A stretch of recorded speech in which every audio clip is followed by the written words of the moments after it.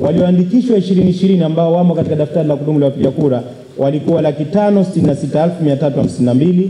Walioandikishwa awamu ya kwanza mwaka 2023 walikuwa 57,883. Walioandikishwa 2025 walikuwa 101,641. Na kama unavyojua, baada ya uandikishaji kulitokea swala zima la kuna wananchi walikata rufaa ya taarifa zao kutokuchukuliwa sahihi au kutokupatikana katika daftari, na wakatangaziwa rasmi wajitokeze kuja kuandikishwa, na jumla watu 6 waliandikishwa kwa pingamizi iliyowekwa baada ya uandikishaji kumaliza.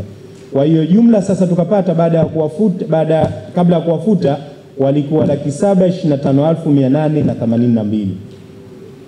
Lakini kama alivyokwisha kusema Mheshimiwa Mwenyekiti, waliopoteza sifa katika awamu zote mbili tulizoziweka katika display zetu katika ngazi ya vituo na ngazi za wilaya, hivi sasa ambao wamefutwa rasmi ni 8,325.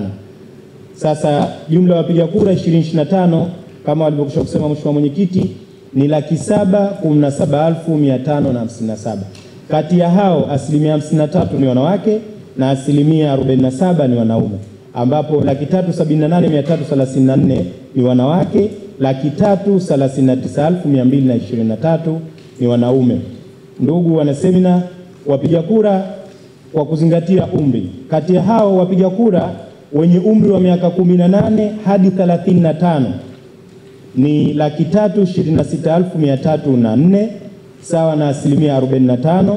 Lakini wapiga kura wenye umri wa miaka 36 hadi 59 ni 3,986 sawa na 42%, na wapiga kura waliokuwa zaidi ya miaka 59 ni 90,267 sawa na 13%. Hili ndio daftari letu.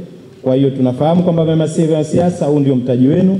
Kwa hiyo mtajigawa namna gani ya kuweza kuwafikia wananchi katika kwa kampeni ili waweze kuwapigia katika maeneo haya mbalimbali. Imani yangu kwamba taarifa hizi nazo zitawasaidia pia kujua kwamba una rika gani la kuweza kupambana nalo ili kuona kwamba uchaguzi huo unashinda. Tume imeidhinisha kutumia eneo moja la kupiga kura ya mapema kwa kila jimbo, hivyo utakuwa na maeneo 50, Unguja 32 na Pemba 18 ya kupiga kura ya mapema kwa Zanzibar nzima. Aidha, Tume ya Uchaguzi ya Zanzibar imeidhinisha matumizi ya vituo vya kupiga kura kwa maana ya polling station 1752. Unguja ni vituo 1294 na Pemba ni vituo 458 kwa ajili ya upigaji wa kura ya tarehe 29 Oktoba 2025.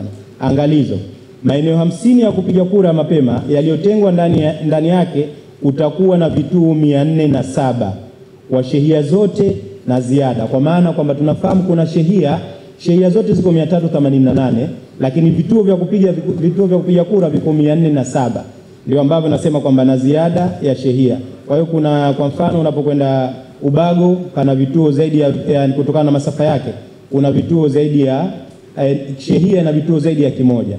Hapo pia eneo la Tunguu, eneo la Pemba mkoani na kadhalika, kuna maeneo kama hayo yanafikisha idadi ya senta kwa ajili ya upigishaji wa kura 407 kwa shehia zote na ziada kama nilivyokwisha kueleza. Lakini pia kila chama kilichosimamisha mgombea kina wajibu wa kuleta wakala katika vituo hivyo vyote ambavyo tumevitaja. Tutapeana maelekezo rasmi katika ngazi za wilaya juu ya upokeaji wa mawakala katika kila shehia ili kugundua udanganyifu. Yaani vituo hivi ambavyo tumevitaja 50 kwa maana vinanyambulika mpaka vituo 407 ni zile shehia ambazo sisi kama wananchi tulikuwa tunakwenda kujiandikisha kupiga kura katika zoezi lote lilofanyika awamu ya kwanza na awamu ya pili.